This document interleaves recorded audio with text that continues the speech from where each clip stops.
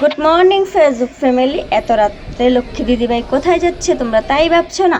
তো গাইস আজকে চলে আসলাম হরিদ্বার মন্দিরে, তোমাদের সঙ্গে একটু শেয়ার করব, তার জন্য ব্লগ।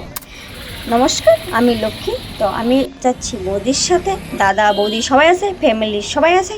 গাইস এই জায়গায় না আসলে আমি বুঝতাম না যে এত ভিড় হয়, বাপরে বাপ। আমি তো ওই জায়গায় যে হারাইয়াই গেছিলাম।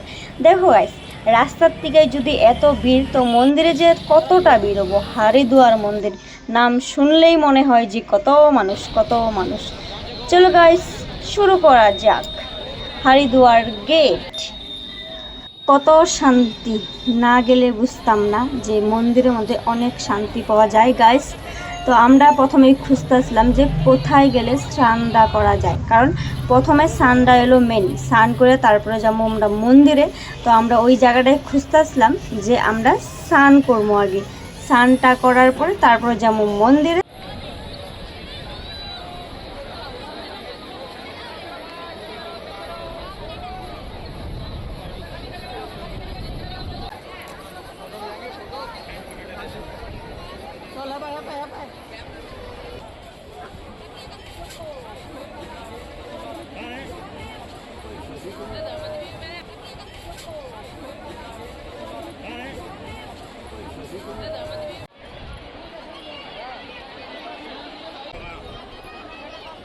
দেখতে মনে হয় যে অনেক সামনে স্নান করার জায়গাটা পাওয়া গেছে, কিন্তু না, ভিতরে গেলে যে এত মানুষ, মানে জায়গাটাই মানে ঠিক হচ্ছিল না। তাই চারদিকে ঘুরতেছিলাম, আগে ঘুরে দেখতেছিলাম যে কোন জায়গায় স্নান করাটা মানে ভাল লাগবে।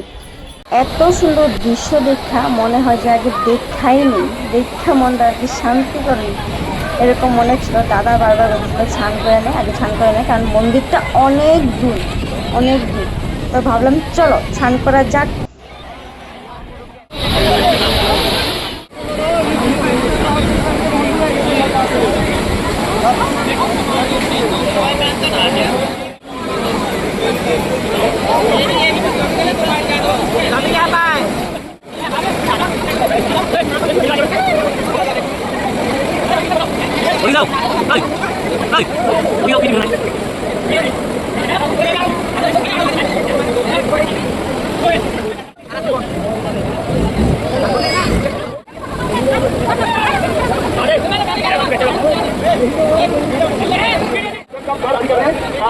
স্নান করার পরে তিলক চন্দনটা মেন দরকার। তো প্রথমে আমি দিয়ে নিলাম, তারপরে বৌদি দাদা সবাই দিয়ে নিল।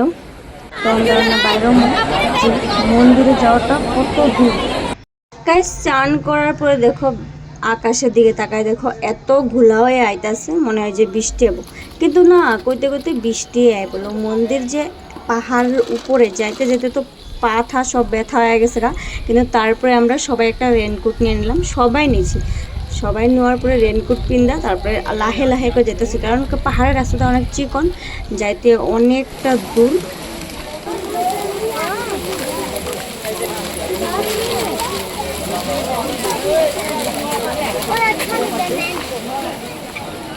হেই গাইস, দেখো আমরা কত উপরে বসছি। ওই যে নদীটা দেখছো, ওই নদীতে আমরা স্নান করে এলাম মাত্র।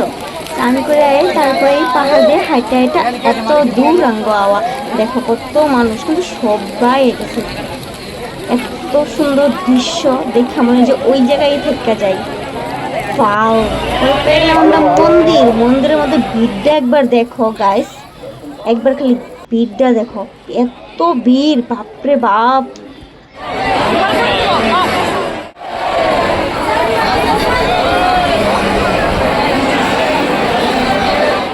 পুরোটা মন্দির আমি দেখাইতে পারি নাই, কারণ এত মানুষ, মোবাইল ধরারও জায়গা নাই। তো আমি মন্দির থেকে নামার পরে দেখলাম একটা কাকু কত সুন্দর করে বানর ঠান্ডা খাওয়াইতেছিল, কিন্তু গরম নাই, তাও মানে বৃষ্টি পড়ার তো গরমটা গেছে গা, সবাই ভিজে চোপা হয়ে গেছে, কিন্তু রেনকোটটা কিনলে মানে অসুবিধাটা বেশি লাগে।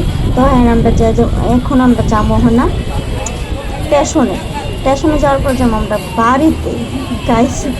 স্টেশনের সামনে, বেশি দূর না, কারণ আওয়াটা অনেক দূর লাগছে, কিন্তু যাওয়াটা সামনে। Bye bye.